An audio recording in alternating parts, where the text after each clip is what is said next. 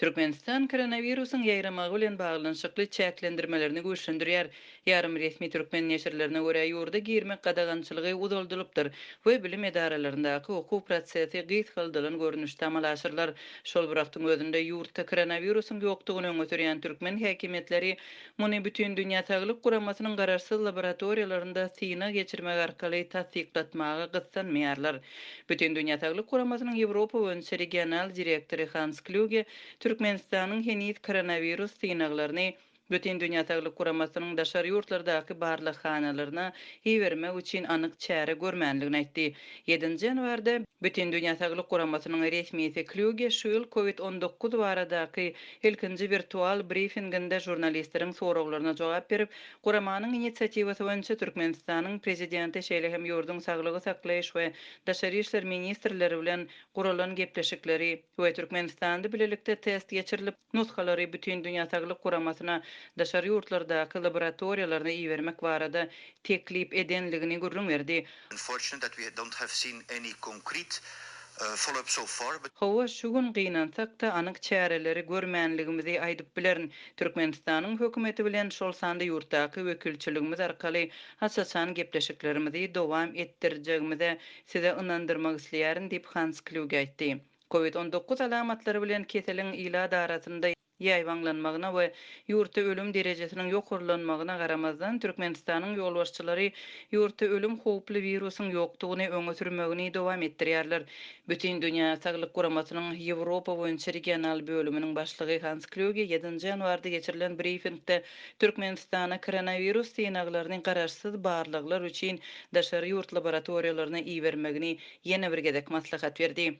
That we continue the open dialogue that we have with the government of Turkmenistan, including through the country office, to follow up on this recommendation. Bütün dünýä saglyk guramasynyň hem Türkmenistanyň ýolbaşçylarynyň arasynda ýurtda alynan koronavirus testleriniň nuskalaryny garaşsyz ýagdaýda barlamak ılalaşygyna 7-nji awgustda Türkmenistanyň prezidenti Gurbanguly Berdimuhamedow bilen bütün dünýä saglyk guramasynyň baş müdiri Tedros Ghebreyesus we Ýewropa boýunça regional müdiri Hans Kluge arasynda geçirilen video konferensiýasynda gatanylypdy. Koronavirusla ýagdaýlaryň ýekejesiniň de hasaba alınmanlygyny öňe sürýän Türkmenistanyň ýolbaşçysy keseliň ýoklugyny ýurt üçin uly üstünlük hataplayar ýöne ol öz aýdanlaryny garaşsyz barlyklaryň netijeleri arkaly tasdiklatmagy howlukmaýar. Bu aralykda häzirki wagtda ýurt keseliň ýaýramagynyň öňüni almak üçin görülip eşidilmedik çäreleri görkezýär. Orient ýarym resmi neşrine görä Tebitdäki we dünýädäki agyr epidemiologik ýagdaý bilen baglanşykly Türkmenistan ýurduň bilim edaralarynda ýokunç keselleriň öňüni almak boýunça çäreleri güýçlendirýär.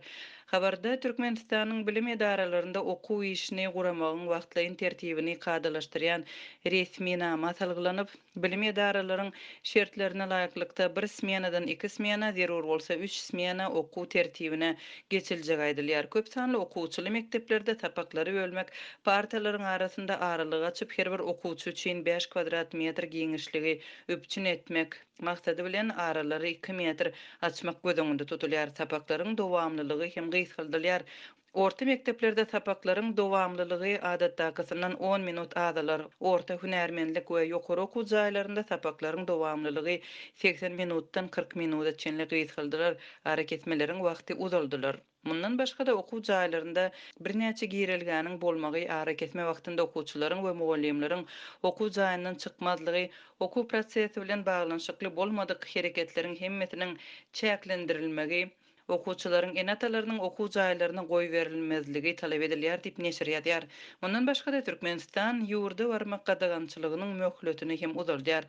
Orient neşriniň habaryna görä häkimetleriň aýratyn karary bilen ruhsat berilen aýratyn ýagdaýlardan başga halatlarda ýurda barmak wagtlaýyn gadagan edilýär. Bu gadagançylyk 2021-nji ýylyň 20-nji ýanwaryna çenli uzaldylýar. Ondan öň Türkmenistana barmagyň mart aýynda girdilen wagtlaýyn gadagançylygy 2020-nji ýylyň ahirine çenli uzaldylypdy.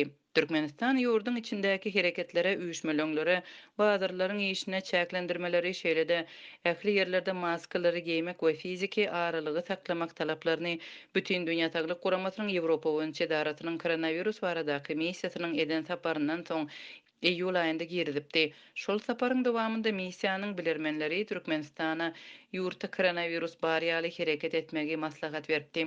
Soňra awgust aýynda bütün dünýä saglyk guramasy Türkmenistana başga bir missiýasyny iýermek niýetini eglan etdi. Sapar henidem amala aşyrylmady. Bütün dünýä saglyk guramasynyň bilermenleriniň birinji gezek Türkmenistan tarapyndan kabul edilmegine 2,5 aýdan gowrak wagt gerek bolupdy. Marynyň Baýramaly şäherinde adamlar zerur ýemi tönümlerini satyn almak üçin daň bilen döwlet dukanlarynyň öňünde nobata dursa, polisiýa ir bilen 4 dukana baryp olary dargatmagy synanýar. Adamlar dargamaýar. Azyk radiosynyň habarçysynyň 8-nji ýanwarda azyk nobatyna garaşýan adamlaryň arasyndan toplan maglumatlary güýçlendirýärleriň wekilleri bilen adat halkyň arasyndaky gatnaşyklary barada pikir döretdi. Habarçy polisiýa bilen adamlaryň arasynda bolup geçen gurrun döşlügi dinledi. Onuň maglumatlaryna görä anny güni ir bilen bir näçe polisiýa ulagy daňdan sagat 4-den başlap şäheriň döwlet dukanlarynyň öňünde azyk nobatyna garaşýan adamlary dargatmaga synanşdy. Resmi mediadan tapawutlukda yerli ýaşaýjylar ýemi tönümleriniň üpjünçiligi bilen bagly kynçylyklaryň dowam edýändigini notaýar. Her gün bolşýan adamlardan bilen döwlet dukanlaryna jemlenip başlady, diýip nobata garaşan bir adam gurrun berdi. Onuň sözlerine görä bu nobat esasan çöregiň nobaty. Polisiýa adamlara barın gidin, dukan sagat 6-da açylar, gidinle ýatyň. Daň bilen näme üçin dukana ýygnanýarsyňyz diýip sorady. Nobata garaşýan adamlar polisiýanyň beren bu soragyny geň aldylar. Biz her gün gije sagat 3-de gelip azyk nobatyna durýarys, sen bilen okmy? Ya da sen birinji gezek görýäňmi diýip adamlar kinaýe bilen gülüşdiler. Daň bilen sowukda çörek nobatyna durmak gülkünç däl. Ýöne polisiýanyň halkyň näme sebäpden döwlet dukanynyň öňünde ir bilen nobata garaşýanlygyny bilmeýänligi, nobata garaşýan adamlary görä gülkünç.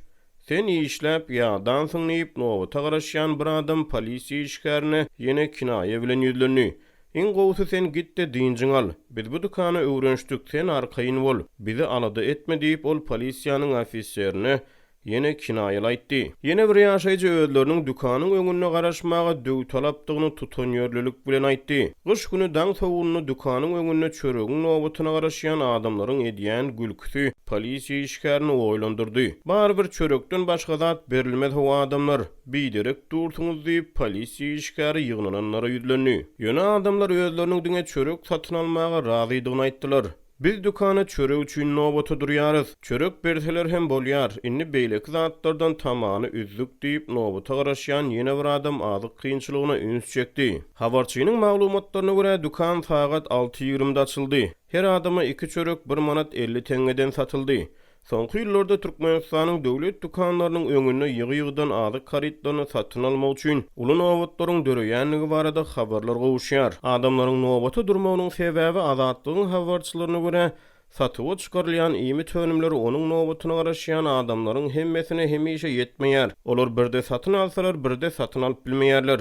8-nji ýanwarda Baýramalyda daň bilen nobata durup çörek satyn alan adamlar uň paýogynyň haçan beriljektigi bilen hem gyzyklanýarlar. Habarçynyň sözlerine görä olar bu soraklaryny dukan satyjysyna gönükdirdiler. Olaryň soraklary ýemi tüpjünçiligi bilen bagly özleriniň ýüzbeýiz galan kynçylyklaryny häkimetlerden edýän umytlarynyň azalýanlygyny görkezdi. Bize haçan onu berjek, biz häkimlige gatnap ýadadyk, inni häkime dälde saňa haýyş edämesek diýip bir Baýramaly dukançy işgäri ýüzlendi. Biz her baranymyzda ertir ýoly goýar syp başdan toýar diýip ol sözüniň üstüne ýetirdi. Mundan ozal Azatlyk radiosy marada kadaly azyk üpjünçiliginiň ýoly goýulmagyny talap edip häkimlige baran adamlar barada habar beripdi. Çörek nobatyna garaşýan adamlar özleriniň iý günaýyndan bäri paýok unlaryny almanlygyny aýdýarlar. Olaryň bir näçesi nobata gelmezden ozal şu güni bir çörek satylaýtdy diýip dileg edýänligini ma'lum etdi.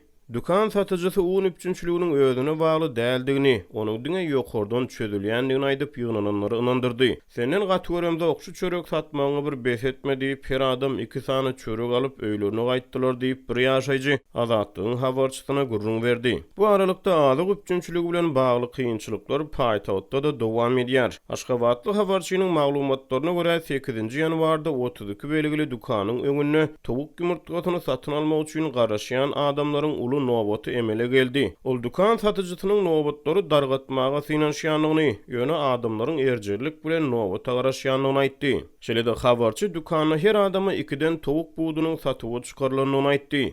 Ve alıcılardan tovuğun kaptalından tüvü satın almağın talap edilýänligini sözüne goşdy. Bir alıcı dukanın satın alan towuk buğdunun 200 gramının buğ çykanlygyny aýdyp şikayet bildirdi. Türkmenistanyň döwlet mediýasy ýurtda dowam edýän azyk kynçylyklaryny agdamaýar. Tersine içerki bazarlarda azyk bolçulugynyň döredlenligini gaýtalaýar.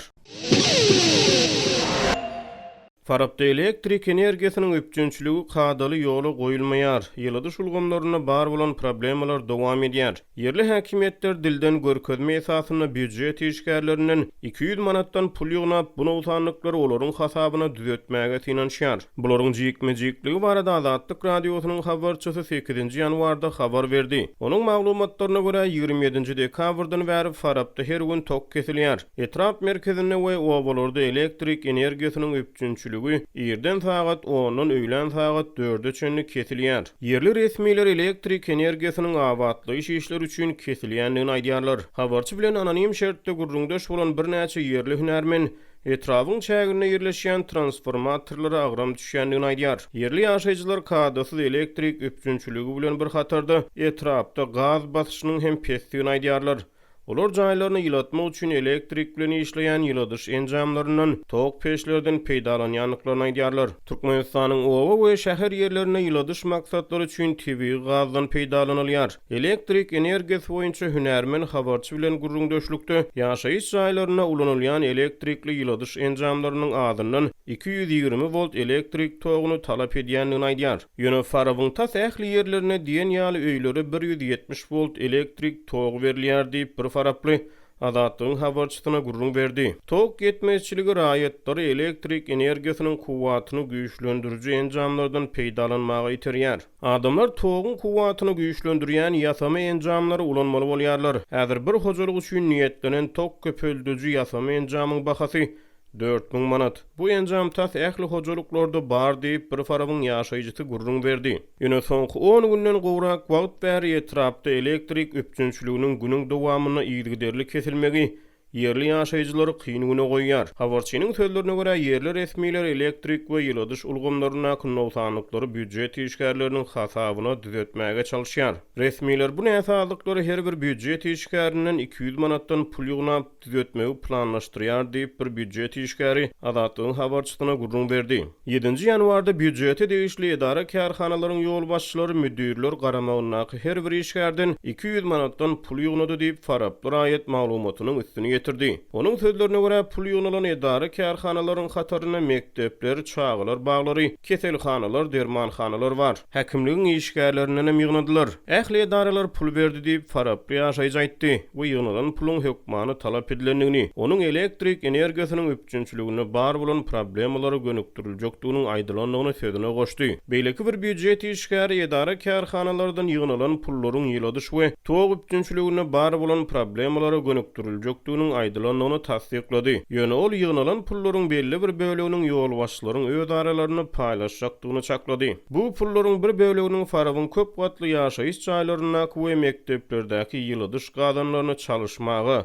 olary bejermäge, transformatorlary awatlymaga sarp ediljekdigi aýdylýar. Ýöne galan bölegini ýol başçylar hem işe bolşýaly öz aralaryny paýlaşarlar diýip Farapda ýaşaýjy çaklady. Habarçy etrawyň çägine ýerleşýän howlu jaýlarda ýyladyşyň ýagdaýy bilen gyzyklanyp başga-da bir näçe Faraply bilen gurrundaş boldy. Olaryň sözlerine görä howlu jaýlarda ýaşaýan hojalyklar iň bolmanda odun ýakyp ýylanmaga çalışýar. Köp etajly jaýlarda umumy ýyladyş sistemi, olarda hem işe problema bar diýip bir oba ýaşaýjysy Azatlygyň habarçysyna gurrun berdi. Türkmenistanda elektrik energiýasynyň üpjünçiligi bilen bagly problemalar her ýyl ýüze çykýar. Ençeme oba ýerlerine Sowet ýyllaryna oturdulan transformatorlardan peýdalanylýar. Galabertede Türkmenistanda ýylatyň elektrik energiýasy gaz we suw bilen mowut üpjün edilmegi 2017-nji ýylda ýatyryldy. Ondan özel garaşsyzlyk ýyllaryna ýylat bu serişdeler bilen mowut üpjün edilýärdi. Maglumat üçin aýdylsa, täze ýylyň öňýany 30-njy dekabra geçilen gece Türkmenistana tutuş ýurt boýunça elektrik togy kesildi. Munyň mümkin bolan sebäpleri barada resmi media ýylaty habar bermeýär. Ýöne prezident Gurbanuly Berdimuhammedow ýurtda elektrik energiýasynyň öpkünçligini dören bökdünçlik üçin bir näçe ýokary derejeli resmini bir käýinç bilen cezalandyrdy.